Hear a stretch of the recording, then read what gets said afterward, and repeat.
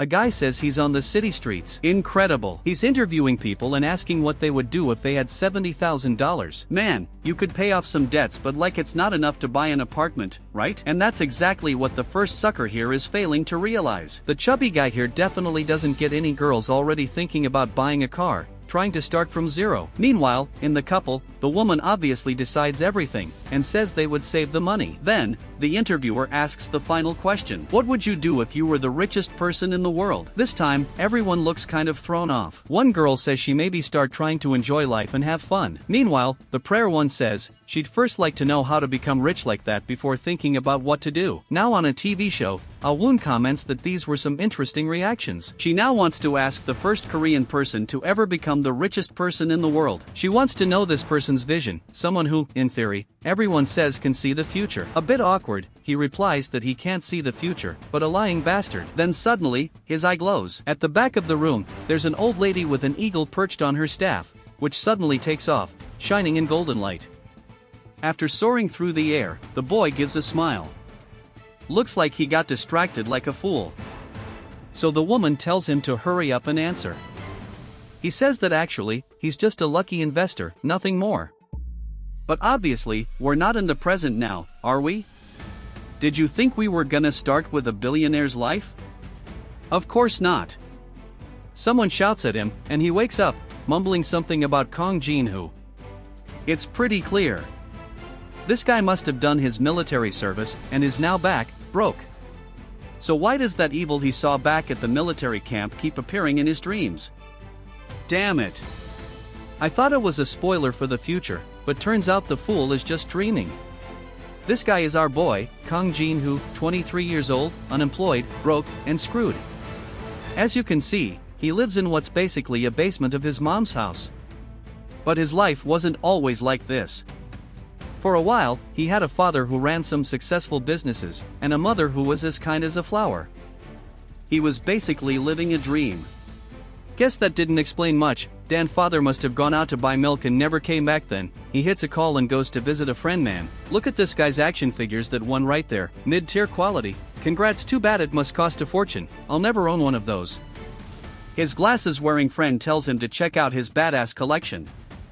It's twice as big and way more colorful now. Kong, however, responds that this damn collection has been huge since elementary school. There's no way he'd ever noticed any difference. His friend insists that he doesn't appreciate the finer things in life. His name is Oh Taeku, also 23. He asks what the protagonist is gonna do now that he's finished military service. Kong replies that he's already graduated from college, so it's time to start working and make life easier for his mom. Tak raises his can, saying that he really is a good son. The protagonist thanks his friend, who apparently, last year on Christmas, had dinner with his mom, so she wouldn't be alone since our boy was stuck in the military. They keep talking about random things until Tak says he has something important to tell him. Then he reveals that he found the password to his bitcoins. Kong looks a bit confused, so the guy reminds him about a game called Rutnia. Apparently, a long time ago, he used to play that game. He sold everything to buy bitcoins, but, well, he ended up losing access. Gene, who was immediately shocked because he knows those bitcoins are worth a fortune nowadays. Taeku explains that he usually doesn't clean his waifu's shelf. But he decided to tidy up a bit, and that's when he found it. Our boy now wants to know how much was in there. His friend tells him the amount minus 1,120. Jinyu assumes he's talking about the price of each bitcoin, and asks if he really just made $840,000. That's when Taeku explains that he wasn't talking about the value.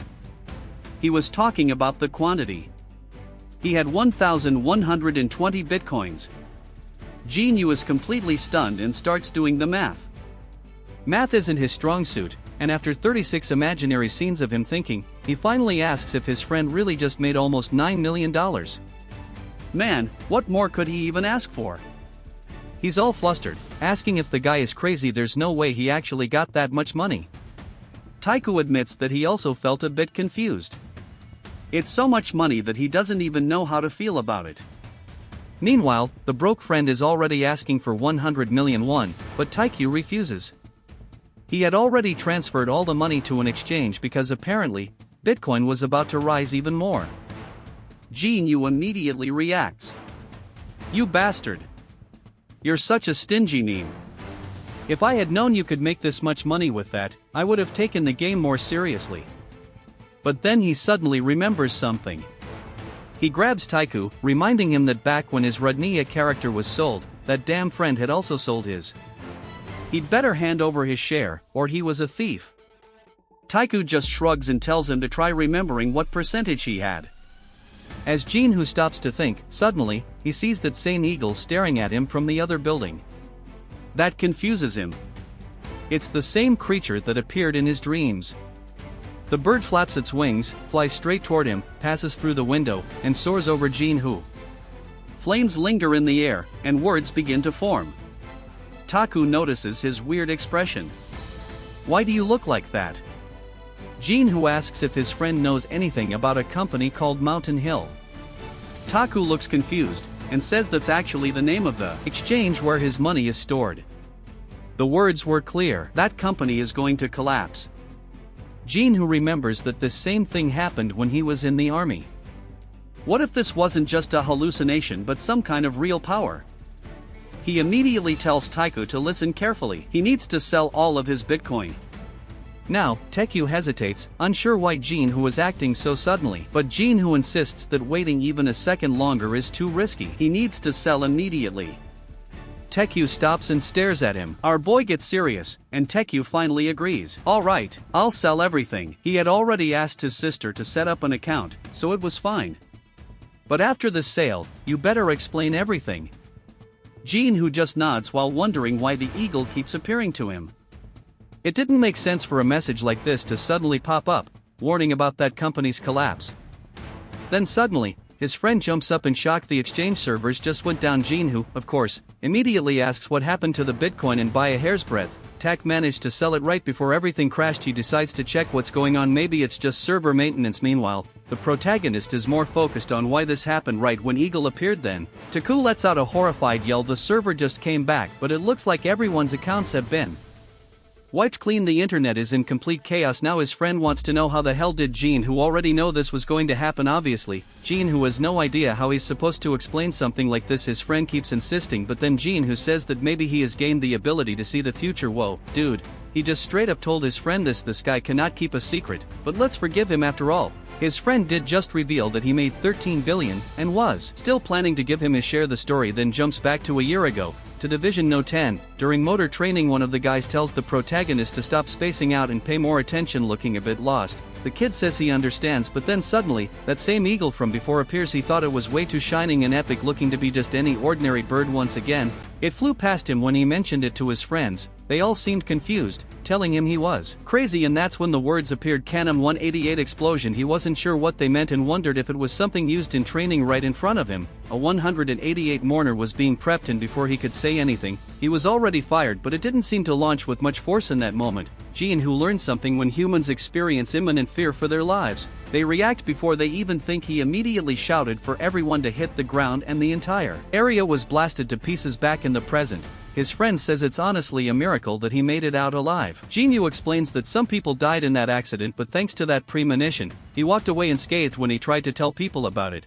everyone dismissed it as some kind of confusion or psychological trauma. This damn friend's name is Otaku, but I'm just gonna call him Otaku from now on. And the damn Otaku says that if it happened perfectly twice, it might as well be considered a superpower. Ganghu says it's a possibility, but how are they supposed to prove something like that? The Otaku, in his infinite wisdom, says that believing in things is all about mental fortitude. Even if a gorgeous elf girl materialized right in front of him right now, he'd still believe it. Jinhu tells him they should focus on something a bit more realistic, like, for example, the 1,240,000,000.00 he's supposed to receive. He remembers that out of the 11,000 bitcoins his friend had, 1,000 were because of his character, so he better pay up his share, or Jinhu was gonna burn all those action figures. The Otaku, obviously, says there's no problem giving him the money. The annoying part, of course, is the taxes. Jinhu immediately asks if this sleep bastard is setting up a tax haven. Are you sending the money to Arabia to avoid paying taxes to the Koreans?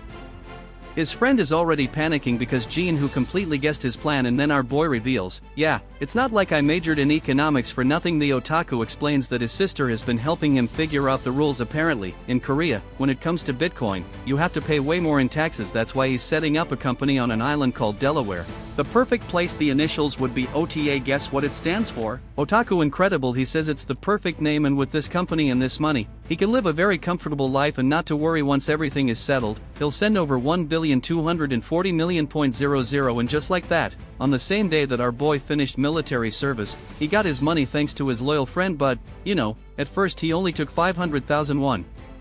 The otaku said it was way too early to celebrate, especially since Jin who can't get all the money in one go. Even with the tax haven, once he transfers the money to Jin who, the government takes 20%. At least now, he got his first 500,000, and the other 740 million was safely stored. Jin Yu was sitting there, totally at peace. If this is a dream, they'll wake me up. Now the big question, what should he do with this money? First things first, tell his mom to work less and maybe buy her some nice clothes at the mall. He sees a group of people gathering around some kind of fight. As he gets closer, someone is yelling, saying they're going to report this to the owner and make her kneel down. A woman in a coat is yelling, saying she has no idea how expensive these shoes are for someone to just dirty them like that. The security guard in front of her just keeps apologizing. She turns to the woman behind her and demands that she kneel and apologize. Judging by Jin Yu's face, I bet $1 quadrillion that's his mom. Yep. Next panel confirms it. Mom and the other woman is furious, pointing at her shoe, saying she'll make her clean it as an apology. The guard is flustered, telling the janitor to say something. Jin Yu was confused. His mom always told him she worked at a call center. This pisses him off, and just as she starts kneeling, he shows up to save the day. What a legend! Saving your mom is way better than saving a waifu. For God's sake. He looks at the woman and asks why she's making such a big deal over something so minor, forcing someone to kneel over it. His mom looks away, a bit embarrassed. The woman, hands on her hips, asks if he's her son or something. The legend simply says, yeah, I am. But now, mom flips the script. She denies it, saying she has no idea who this guy it is. She is not his mother. Usually, it's the other way around, but the legend reversed the game. And then he asks if she really thought, even for a second, that he would ever be ashamed of her. The people around them are confused. Is she actually his mom? Jin who tells the annoying woman to hurry up and explain herself. She says this Dan Ganivore touched her shoe with a mop.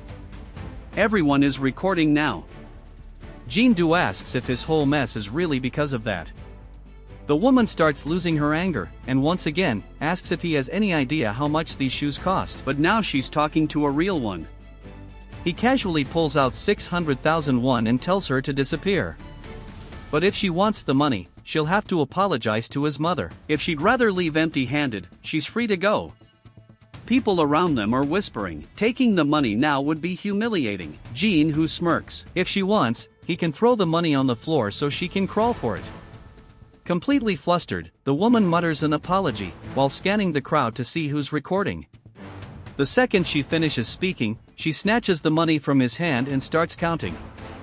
Jin who calls for her manager. He tells her she better leave barefoot, because he just bought the shoes off her feet. If she refuses, he'll report her for theft. She freezes, her face completely warped with shock. Jinyu ignores her and starts walking away with his mom. The woman keeps complaining, telling him to stop being so stingy. After all, he's not even going to wear them. He shrugs. Of course not. I'm just going to take them home and throw them in the trash. She starts screaming. A fight breaks out. Next thing we know, they're outside. His mom tells him he should go back and make peace with everyone. She tries to insist, but he just hugs her, telling her everything is fine now. He's more concerned about why she's lost so much weight. She thinks he feels sorry for her because of work, and says that this was just a one-time thing. Jingu tells her she doesn't need to worry. From now on, she won't have to work in a place like this anymore. They'll take care of everything. She looks so happy, saying he's grown up so much. They start talking about money. So son, where did you get your money? Oh, I sold a game account with my friend, Otaku. Right at that moment, his phone rings. A plane is landing. A badass woman steps out. That's Otaku's sister at the hotel. Nobody's acting pure. Everyone is staring. A car covered in Otaku stickers pulls it up. Obviously, it's Jin Woo and the legend himself, Otaku. They're here to pick up his sister from the airport. Walking through the hotel, his friend comments that the kid is bold for driving a car like that. That's when someone nearby clears their throat. But will Hyunju, the badass, in the tight skirt, she greets both of them, saying it's nice to see the protagonist too, who's standing there asking how she's doing at a cafe. She asks if he finished his military service, and he says yes. She then comments that he should work at Golden Gate with her. Jinu replies that if an international company like that would accept him, he'd be there in a heartbeat. He then notices she's a bit quiet and asks if something's bothering her. Yeonju turns to Otaku and asks what happened to the money. Because, well, she heard that the company where it was stored went bankrupt. The bastard smirks and says that, luckily, he managed to sell everything just in time. She looks a little surprised, and he confirms, saying he even transferred it all to his company's account. She thinks for a second, then sighs in relief. Thank God everything worked out. Jinwoo figures she had that worried look, because she thought her idiot brother lost 11 billion won.